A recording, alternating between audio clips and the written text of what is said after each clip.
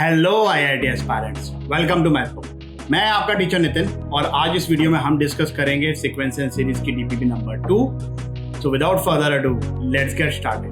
The sides of a right angle triangle forms a GP, find the tangent of the smallest angle. तो मैं काम करता हूँ, तीन टर्म्स जीपी में ले लेता हूँ, ए आर स्क्वायर।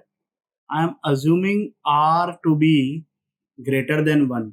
तो सबसे छोटी लेंथ क्या हो जाएगी?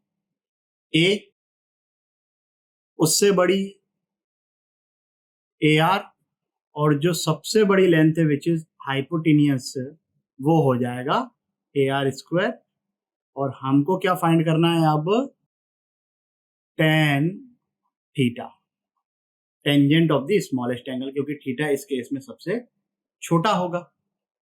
चलिए, तो अगर ये राइट एंगल ट्रायंगल है तो पाइथागोरस थ्योरम हमको बचपन से पता है, तो वहां से आ जाएगा A square R square plus A square is equal to A square R raise to power 4। तो यहां से हमारे पास ये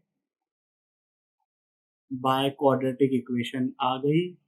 यहाँ से सॉल्व करके आर स्क्वायर की वैल्यू निकालेंगे, 1 प्लस माइनस रूट 5/2।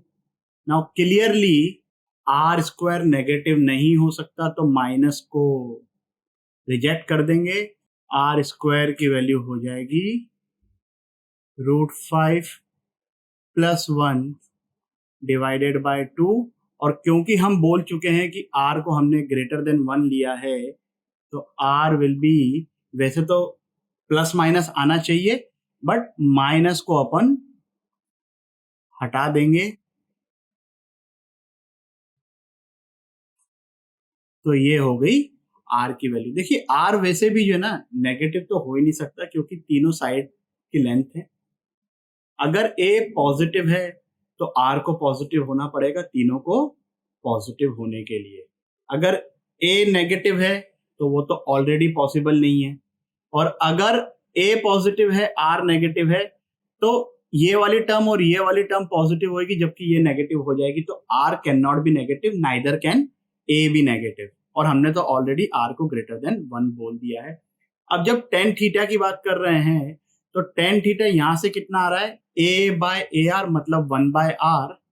तो अगर आर ये है तो tan theta which is 1/r will be equal to root of 2/√5 plus 1। और ये रूट के अंदर वाली क्वांटिटी को अगर मैं रैशनलाइज कर दूं, मतलब √5 माइनस 1 से मल्टीप्लाई और डिवाइड करूं, तो यहाँ पे डिनोमिनेटर में क्या आ जाएगा? 5 माइनस 1 मतलब 4। तो ये वैल्यू आ गई root of √5 minus by 2, everything inside the root. Clear with this? चलिए फिर आगे बढ़ते हैं अगले प्रश्न की तरफ। B1, B2, B3 ये तीनों positive are three successive terms of GP with common ratio r the complete set of value for which. चलिए, तो टर्म्स अपन मान लेते हैं ए आर स्क्वायर। तीनों टर्म्स पॉजिटिव है, मतलब जो एक्सप्लेनेशन मैंने पिछले क्वेश्चन में दिया था वही यहाँ पर भी है, कि यहाँ से हम कंक्लूड कर सकते हैं कि ए भी पॉजिटिव है, आर भी पॉजिटिव है। अब अपने को क्या चाहिए? B3 ग्रेटर देन B3, अपन इसको बोल लेते हैं ये B1 B2।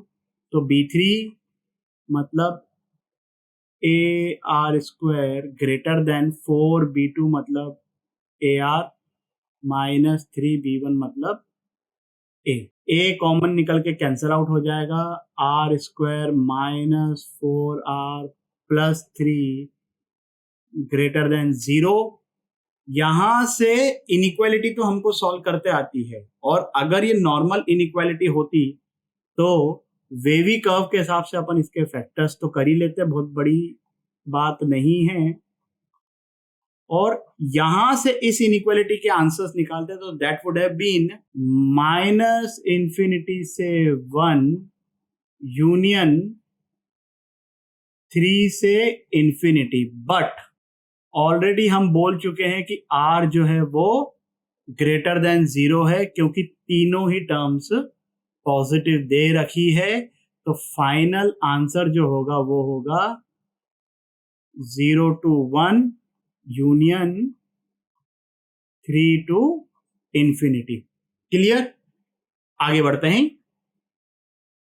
चलिए भाई, ये जो है ये क्वेश्चन 2006 में आया था मेंस में। उस जमाने में मेंस मतलब आज का एडवांस्ड हो गया, और जो अभी मेन होता है उस टाइम पर उसको बोलते थे स्क्रीनिंग।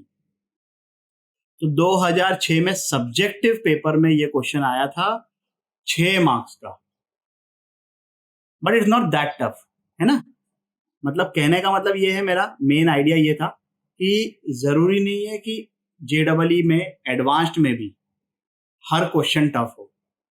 कुछ क्वेश्चन सिंपल होते हैं और हमको वही स्पॉट करने हैं इनिशियल लेवल पर। बाद में तो ऑब्वियसली जैसे जैसे आप पेपर में आगे बढ़ते जाओगे, क्वेश्चंस आपसे सॉल्व होते जाएंगे, तो आपका कॉन्फिडेंस लेवल बढ़ता जाएगा और फिर तो टफ क्वेश्चन भी सिंपल लगेंगे।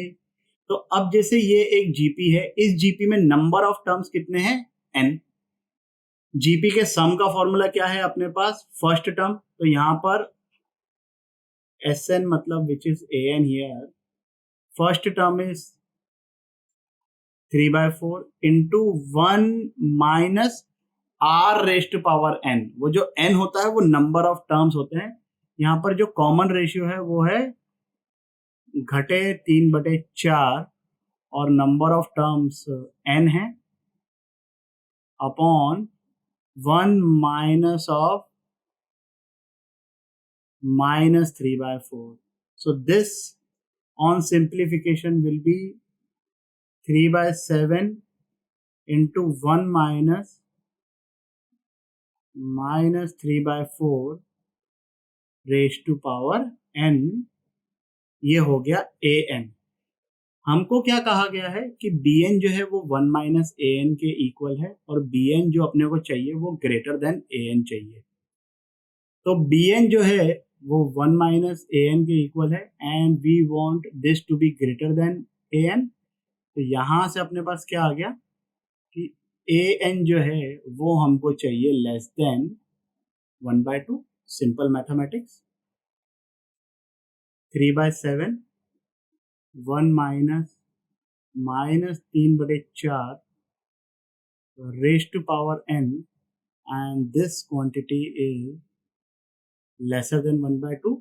चीजों को क्रॉस मल्टीप्लाई करेंगे, रीअरेंज करेंगे। 1 को इस साइड लेके जाता हूं, 7/6 माइनस 1 दैट विल बी 1/6। चलिए फिर मैं माइनस से भी मल्टीप्लाई कर दूंगा तो इनइक्वालिटी का साइन जो है वो रिवर्स हो जाएगा। तो हमें मिल गया -3/4 raise to power n greater than -1/6। अब देखिए ऐसा है कि n अगर इवन हुआ तब तो LHS is greater than RHS। So now we have to only think in the direction of when n is odd। इसको हम और सिंप्लीफाई कर सकते हैं, that depends purely on your calculation skill. तो ये पहले तो मैं माइनस को बाहर निकाल लेता हूं। ये जो 3 रेज टू पावर n है और ये 6 को मैंने लिख दिया 2 into 3, तो यहां पर ये लेफ्ट हैंड साइड पे बन जाएगा 3 raise to power n plus 1 greater than 4 raise to power n can be written as 2 raise to power 2n, और यहाँ पे डिनोमिनेटर में 2 है क्योंकि 6 को अपन ने फैक्टर्स कर दिए, तो ये बन जाएगा 2 raise to power 2n minus 1। अब अपन चेक करना शुरू करते हैं कि भाई LHS RHS से ग्रेटर कब होगा n ऑड के लिए, क्योंकि इवन के लिए तो LHS RHS से हमेशा ही बड़ा है, उसमें कोई लोड नहीं है। तो अपन एक काम करते हैं, पहले n इक्वल टू 3 चेक कर लेते हैं। तो n इक्वल टू 3 पर ये बन रहा है 3 रेज टू पावर 4, ये तो बन गया, तो ये आ रहा है -81 ग्रेटर देन, इधर आ रहा है 2 रेज टू पावर 5 मतलब 32। So this is wrong. फिर नेक्स्ट अपने को क्या चेक करना है,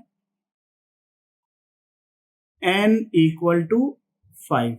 n इक्वल टू 5 पर ये बन रहा है 3 raise to power 6, and 3 raise to power 6 is 729।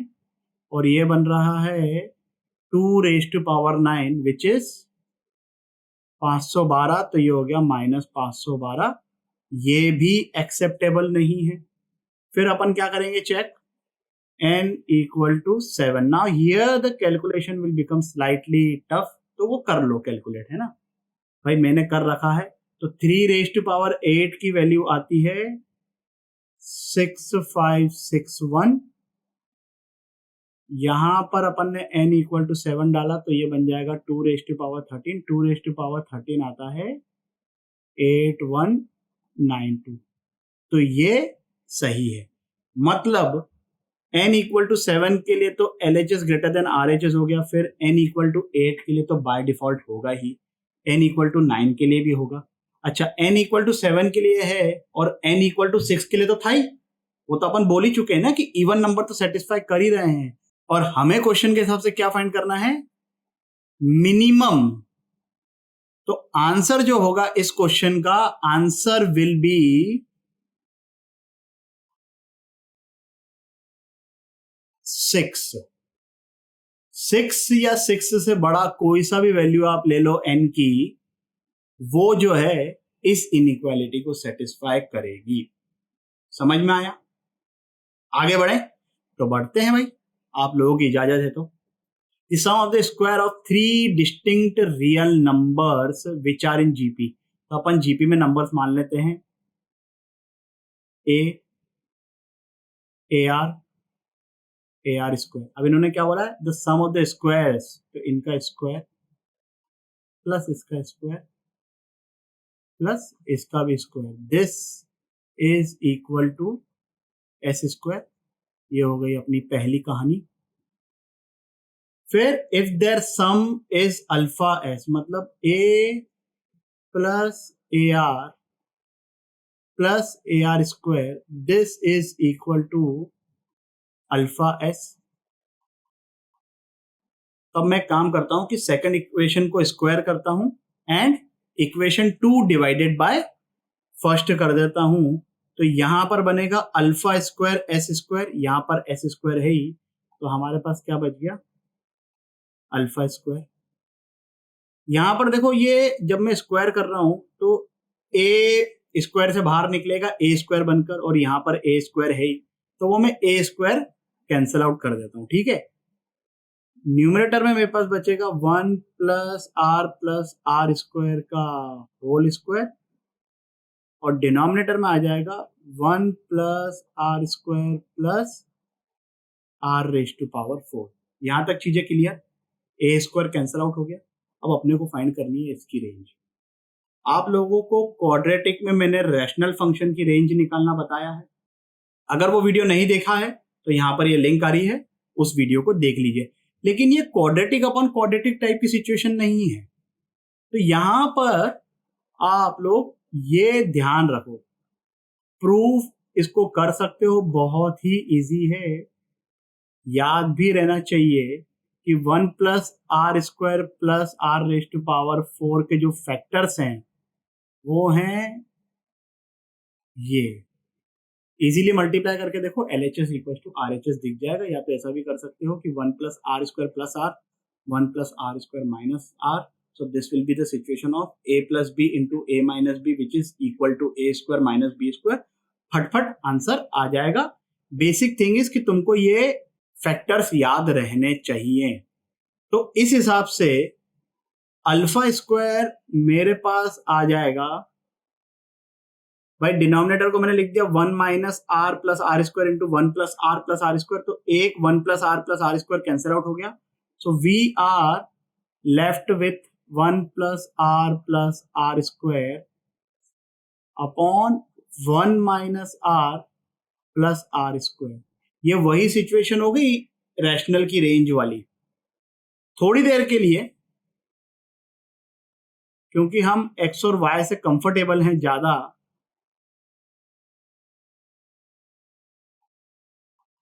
मैं अल्फा स्क्वायर को y मान लेता हूं और r को मैंने x ले लिया है, लेकिन कुछ बातों का ध्यान रखते हुए। सबसे पहली बात तो यहां पर ये लिखा हुआ है डिस्टिंक्ट रियल नंबर्स, तो यहां से ये चीज आप समझ जाओ कि x जो है मतलब r वो 1 नहीं हो सकता। दूसरी बात ये कि क्योंकि कॉमन रेशियो 0 नहीं हो सकता इसलिए x भी 0 नहीं हो सकता। फंक्शन की रेंज के टाइम पर केसेस बनाए थे कि y इक्वल टू 1 एक अलग केस, अगर y इक्वल टू 1 हुआ तो x इक्वल टू 0 हो जाएगा, जबकि हम ऑलरेडी बोल चुके हैं कि x 0 नहीं हो सकता। इसका मतलब है ये है कि y जो है वो 1 नहीं हो सकता। अब जब y 1 नहीं है तो ये क्वाड्रेटिक बन रही है, d को ग्रेटर देन इक्वल टू 0 कर देता हूं मैं। सॉल्व किया तो y की वैल्यू आ गई 1/3 से लेकर 3 एक्सेप्ट 1। बट एक और चीज अब तुमको यहां पर ऑब्जर्व करनी पड़ेगी कि जो हमारा ये x है मतलब r वो 1 नहीं हो सकता। अच्छा वो जो है ना -1 भी नहीं हो सकता है। क्यों -1 नहीं हो सकता? क्योंकि अगर r -1 हुआ तो फर्स्ट टर्म और ये थर्ड टर्म ये सेम हो जाएगी। तो हमको तो यहाँ पर ऑलरेडी बोल के रखा है कि डिस्टिंक्ट रियल नंबर्स हैं। x क्योंकि 1 और -1 नहीं हो सकता तो x इक्वल टू 1 के करस्पॉन्डिंग y की वैल्यू आ रही है 3 और x इक्वल टू -1 के करस्पॉन्डिंग y की वैल्यू आ रही है 1/3। So y can not be equal to 1/3 और 3। तो हमारा final answer which is alpha square will be 1/3 से 1 यूनियन 1 से 3। चलिए आप लोगों को समझ में आ गया ना कि अल्फा स्क्वायर अगर 1/3 होता तो कॉमन रेशियो -1 होता, अल्फा स्क्वायर अगर 3 के इक्वल होता तो कॉमन रेशियो 1 के इक्वल होता, और अल्फा स्क्वायर अगर 1 के इक्वल होता तो कॉमन रेशियो 0 होता। ये तीनों तो पॉसिबल नहीं है। आगे बढ़ते हैं लास्ट क्वेश्चन की तरफ। चलिए भाई, थोड़ी दिखने में भयानक सी सीरीज है बट कोई बात नहीं, भयानक है तो निपटेंगे इससे भाई। ब्रेक करते हैं चीजों को। देखिए जो 5, 55, 555 ये लिखा हुआ है, ये मैं काम करता हूं कि इसमें से 5 अगर मैं कॉमन निकालूं और इसको 9 से मल्टीप्लाई करूं, अब मैं प्लस करके लिख लेता हूं, नहीं तो फिर वो बड़ा विचित्र सा लगेगा। So this will be 9 plus 99 plus 999 and so on. समझ रहे हो ना? देखो भाई 5 प्लस 55 प्लस 555 लिखा होता, अगर मैंने 5 कॉमन निकाला then it would have been 1 plus 11 plus 111। अब उसको मैंने 9 से मल्टीप्लाई और डिवाइड कर दिया तो ये हो गया। अब ये जो है 9 इसको मैं लिखूंगा 10 माइनस 1 और इसको मैं लिखूंगा 10 स्क्वायर माइनस 1 और इसको मैं लिखूंगा 10 क्यूब माइनस 1। तो ये -1 को अगर मैं हटाऊं तो 10 स्क्वायर 10 क्यूब ये क्या हो गई? जीपी। अब इसी चीज को मैं यहां पर सब्स्टिट्यूट करूंगा। So 5/13 can be written as 10 minus 1/13। Similarly 55/13 square can be written as 5/9 times 10 square minus 1/13 square। अब अगर इन सब चीजों को मैंने ऐड किया तो मुझे ये जो सीरीज है दिस इज इक्विवेलेंट टू 5/9 बाहर आ गया, 10/13 10 स्क्वायर बाय 13 स्क्वायर, तो ये 10/13 वाली एक जीपी चल रही है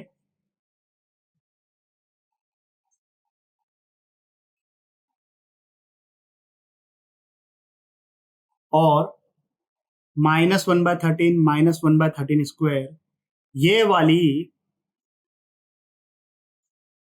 एक अलग जीपी चल रही है। समझ गए आप बात को? रीअरेंजमेंट समझ में आ गया? एक बार वो रीअरेंजमेंट समझ में आ गया, क्या किया, कहाँ से स्टार्ट किया है भाई? पहले तो मैंने ये बता दिया कि यार ये इसको इस तरीके से लिखा जा सकता है। फिर जो बाय 13 था उसको भी एडजस्ट कर लिया। तो अब ये दो अलग अलग जीपी बन गई और दोनों ही इनफाइनाइट जीपी है। इनफाइनाइट जीपी के सम का फॉर्मूला क्या होता है? ए क्या बोलती तुम अपॉन 1 माइनस आर प्लस इधर ए, क्या मैं बोलूं? अच्छा, कॉमन रेशियो जो ना, यहाँ पर ये कंफ्यूज मत होना भाई, ये अभी भी 1/13 है। या तो तुम ये कर सकते थे कि पूरे माइनस को बाहर निकाल लेते तो कंफ्यूजन नहीं होता है ना भाई। ये -1/13 का स्क्वायर डिवाइडेड बाय -1/13, तो कॉमन रेशियो क्या है? 1/13, तो ये हो गया 1 माइनस आर।